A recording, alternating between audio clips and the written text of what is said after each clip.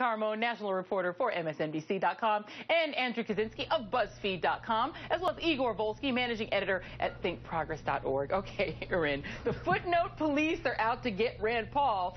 It's not because he plagiarized Wikipedia. What is going on here? How does Rand Paul not have any staff? You know, I really want to hear from his staff. He's so far covering for them by pretending that this is not real plagiarism. I think, you know, when it comes... Well, I mean, let me ask you this, because you're a journalist in the .com world. We all know Wikipedia is out there. They've had to outlaw it in schools to tell kids not to use it. Right. I mean, is it a valid defense to say that he was using Wikipedia, which is not it's not... I don't know. He wasn't using Wikipedia. He was copy-pasting from Wikipedia. I want to represent for all internet journalists and say we don't copy-paste. It doesn't count. It's not about lifting information. It's about lifting word for word, as Andrew reported. Word for word was lifted. I think the problem is that he wants to cast himself as a serious guy, and serious people do not lift their speeches from Wikipedia. I mean, he is just making himself look like he's just not substantial. Like he's not ready for prime time. And Andrew, I mean, you've obviously done a lot of the major reporting on this. I mean, how serious of a story? We're laughing at it right now in the footnote police and all that, and challenging Rachel Maddow to a duel. How serious is this for Paul? Well, I don't know how damaging it's going to be to Paul. The Republicans really haven't kind of hatched on and sort of attacked Paul for it. I mean, Democrats are, having fun with Paul plagiarizing Wikipedia, and I reported there's plagiarism in the book, which is a lot more serious than plagiarizing from the internet of like some plot lines. But I don't know if this is going to be damaging to Paul necessarily in the long run. I think we're going to have to wait and see if maybe more stuff comes out, if it was as systematic as it seems to be.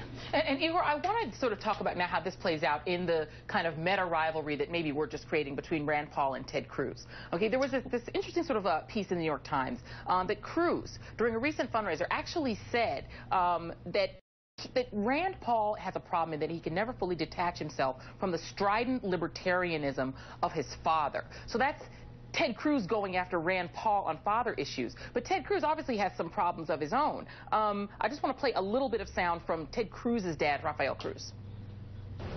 We need to send Barack Obama back to Chicago. I'd like to send him back to Kenya, back to... So, Igor, strident libertarianism out of Ron Paul and those racist newsletters, other things, versus Rafael Cruz and being a birther. Give me the balance here of who's in worse daddy trouble. Well, I mean, I just heard that Ted Cruz is going to shut down the government unless Rand Paul promises to never read Wikipedia again. But you're right. I mean, they have kind of rough issues here. On one hand, you have Rand Paul, who has a history of Ron Paul, and that is actually an asset. He has the infrastructure that Ron Paul built, and if he runs in 2016, he can use that infrastructure in places like Iowa to really make a big, credible push. But then Ted Cruz, who's has very deep connections to the evangelical community in Iowa, whose father could help him in this regard to talk and work some of these voters. So, they're going to go after some of the same people, and it's why you're seeing some of the tension and some of the dueling, because come 2016, I think they're really going to be at each other's necks. And Erin, the other sort of interesting kind of twist to all this, right, is that Rand Paul has indeed, as Igor said, built on Ron Paul's sort of fanatical following within the libertarian wing of the party, and Ted Cruz has alienated himself from the establishment. So in a weird way, Rand Paul has sort of established himself as, I don't know, the more establishment of the fringe candidates? I think he's more politically savvy, might be the way. I mean, I don't know how Ted Cruz thinks he's going to sail to the nomination by every speech he gives trashing his colleagues.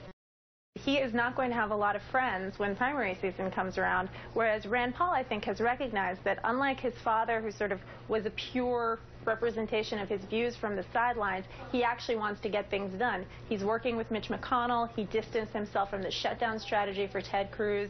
I mean, I think the one thing that these guys have in common that is not mentioned is that they both make these populist pitches, and they both come from these elitist backgrounds. Right. Ted Cruz went to Harvard and Princeton. And Rand never Paul, lets you forget it. Never let you forget it. He was a Supreme Court clerk. Rand Paul is the son of a congressman, and yet they both are the insurgents that are coming to Washington to prove the elitists wrong. And given the state of the Republican base, Andrew, which of the two do you think has a political advantage right now within the Republican Party between Cruz and Paul? Probably Ted Cruz. I mean, Rand Paul sort of disappeared during the shutdown.